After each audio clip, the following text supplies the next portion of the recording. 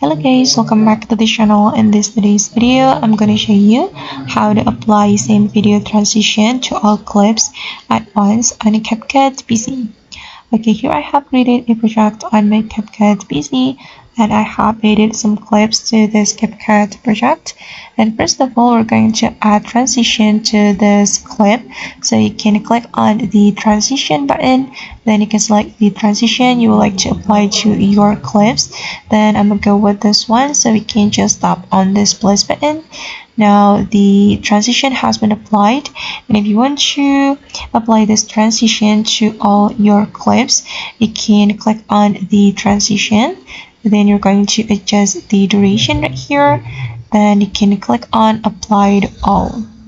Okay, now this transition has been applied to all clips, and I guess that's how we can apply video transition to all clips at once on CapCut PC. I hope this tutorial will be useful for you. Thank you so much for watching, and see you in the next video.